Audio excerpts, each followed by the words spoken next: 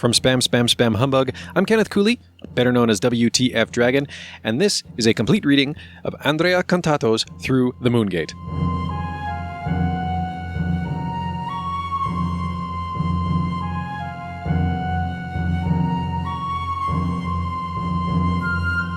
Chapter 9, Sierra Online. From the beginning, I recognized that Sierra was in a different industry than most. We were selling creativity. Ken Williams, interview by Philip Young, 2006. They allowed me to program Ultima 2 the way I wanted. They even included in the contract that they would let me put in a cloth map with the game along with the documentation. Richard Garriott, interview for the Wizard Journals, summer 1984. I thought that this was just something to do for a little bit. In fact, a couple of years later, when I was making the decision to drop out of college, which I sort of had to do because I was failing classes, my family was like, well, of course, you should go pursue that. There's no college degree for that, but surely this will end. And when it does, you can go back to school, finish your degree, and go get a real job. Richard Garriott, interview by Tom Caswell for Game Zone, 2016. Roberta and Ken Williams got married very young, at the ages of 18 and 19 respectively. They had met by chance during a double date. After only 2 evenings, Ken realized that he was more interested in the girl his friend was dating than the one that he was dating. Immediately showing some of the qualities that would distinguish him in the following years, determination first of all, Ken cut to the chase, called Roberta, and asked her out. Within a year, the two were married. When Roberta became pregnant, Ken was a university student with little income and decided to make a radical change to his life.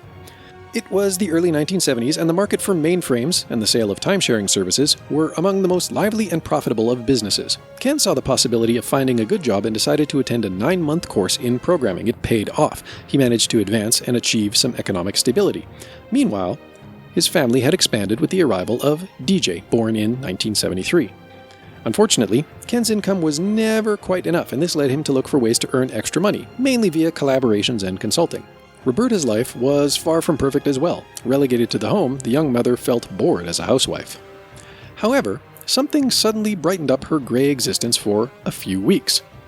For work reasons, Ken had installed a terminal connected to a mainframe at home, and it showed Roberta the video game Colossal Cave Adventure, the inspiration for the creators of Zork and for many other developers in the 70s and 80s. The game didn't impress Ken, who found it boring, not appreciating the logic of its puzzles. Roberta, on the contrary, developed a deep interest in it and sometimes forgot to do housework or missed out on caring for her children. A second child, Chris, was born in 1979, at least until she had solved all the game's puzzles. Colossal Cave Adventure put stress on the family during the time, as she was completely absorbed in her new hobby. Once she had finished the game, however, life returned to something close to normal. With the release of the Trinity computers, a momentous change was set in motion that would transform Ken's life entirely. In 1977, more and more professionals and entrepreneurs were ready to buy one, to free themselves from the costs of renting teletypewriters and time-sharing services that giants like GE charged dearly for. A big challenge was the lack of software, forcing most microcomputer enthusiasts to learn BASIC and to write programs to fit their needs.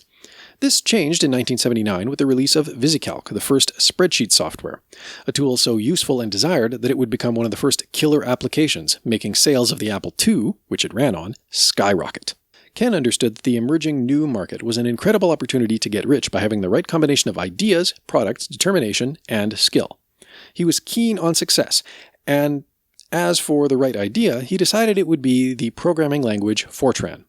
Aware that programmers like Richard Garriott and Bill Budge had to choose between either the limited BASIC language or the challenging and laborious assembly language to create their own software on the Apple II, Ken was convinced that a Fortran compiler on the Apple II would enable programmers to work with a powerful and efficient yet not too complex language.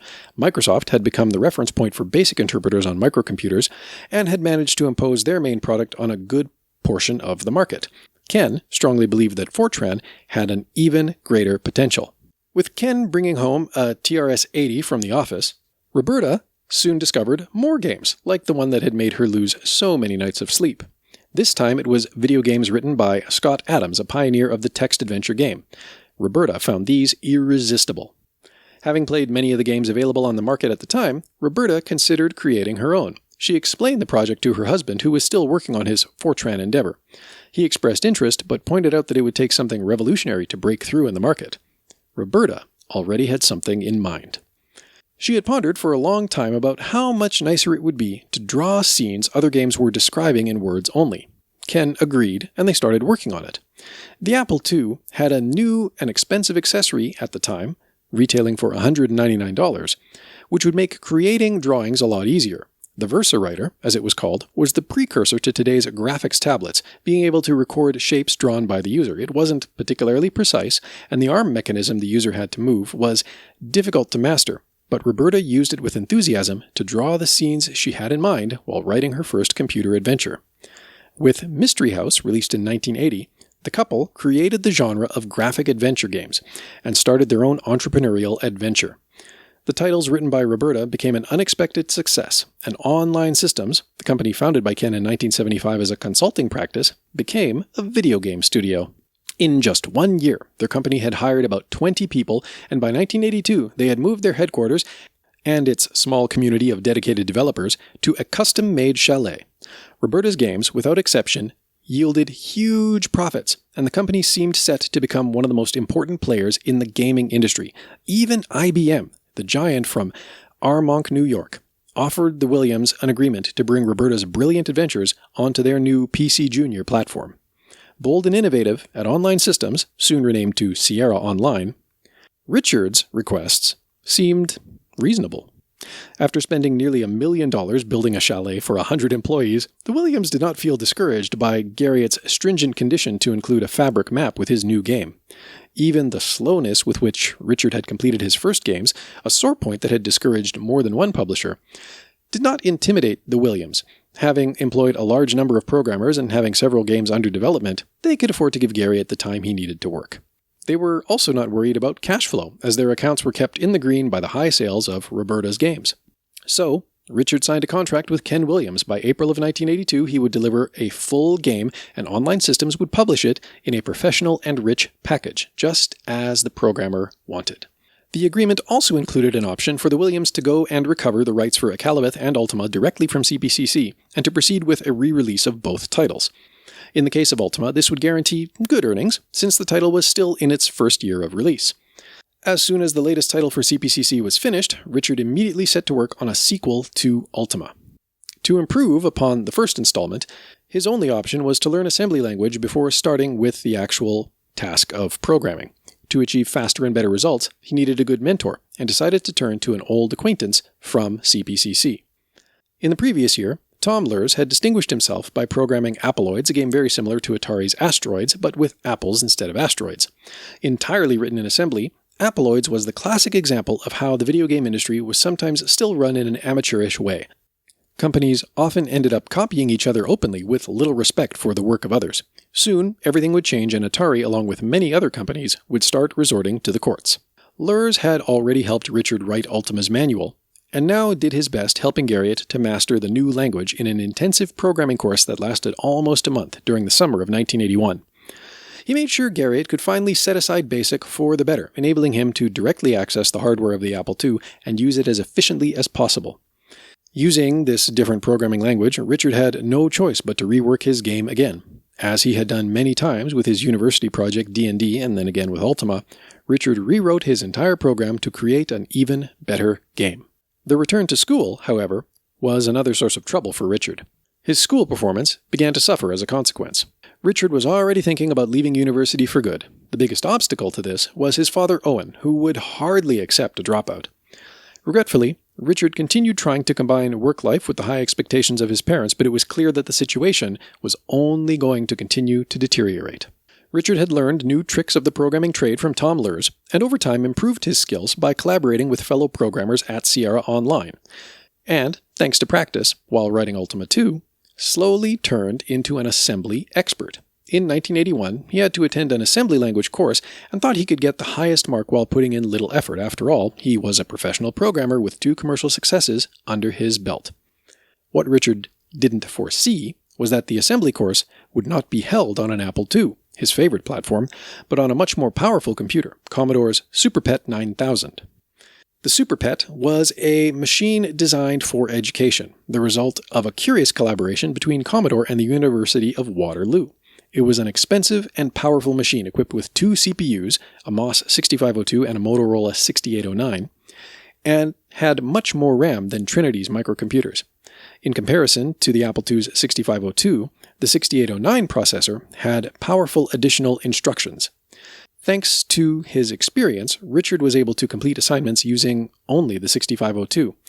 When the teacher began to evaluate his homework negatively, Richard was unable to cope with the disappointment. His programs were working, and he didn't feel the need to study the additional Motorola 6809 instructions.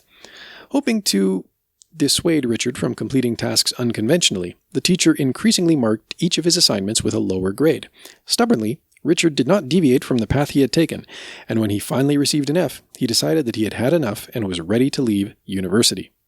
His father, Owen, wasn't ready for his son's sudden change of mind.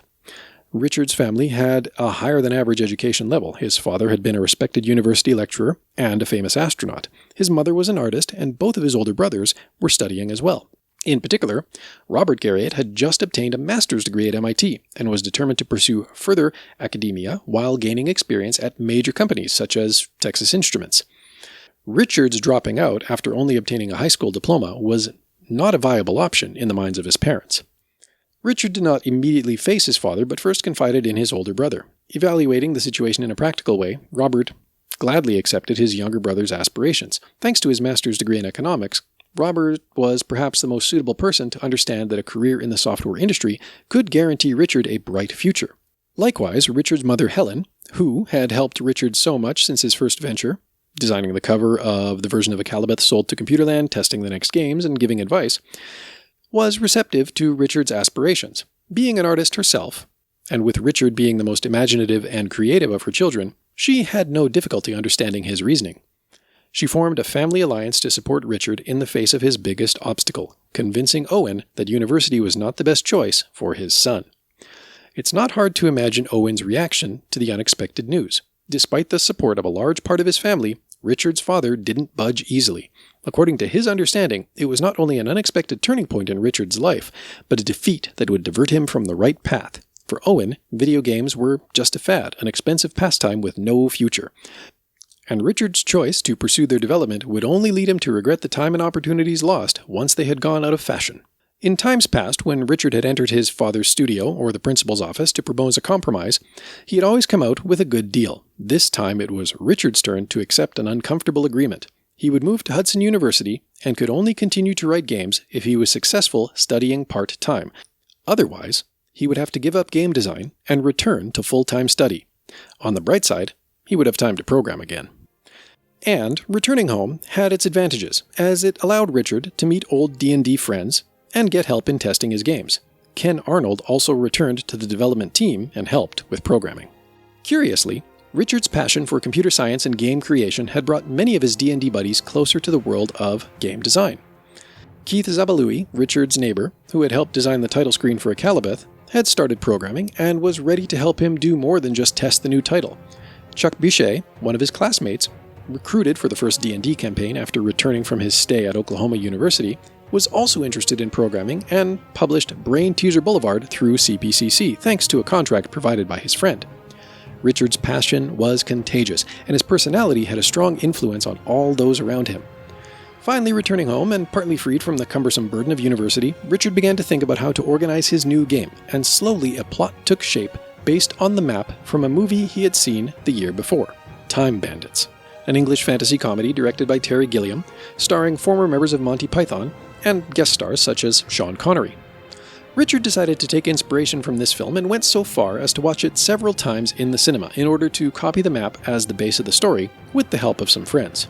According to Richard, since I wanted to have time travel in Ultima 2, when Time Bandits first came out, before it was on video, I actually went night after night to the Dollar Theater with pad and pencil to draw a copy of their map, to see if it had any logic to it. It sort of did, but not really. After I did all this, it came out on video, so it was a total waste of time. The plot of Time Bandits involves a group of robbers using portals to travel through time and to distant places, enriching themselves in the process. In order to use the map from the film, Richard needed a plot that made sense and, if possible, had a link to the first Ultima. To learn more, subscribe to Spam Spam Spam Humbug on Apple Podcasts, Google Play, Spotify, Stitcher, or wherever you get your podcasts. You can also find us on Anchor.fm at anchor.fm/SSSH or at spamspamspamhumbug.com. To find out more about Through the Moongate, visit theira.it. That's theira.it. You can also find the book on Amazon. And of course, you can learn more about the book and its author at andreacontato.com. That's ANDREACONTATO.com. A big thank you to author Andrea Contato for not only undertaking the effort of writing Through the Moongate, but also for agreeing to allow for it to be read to you in this and following Spam Spam Spam Humbug episodes. Tune in a couple weeks' time for the next chapter.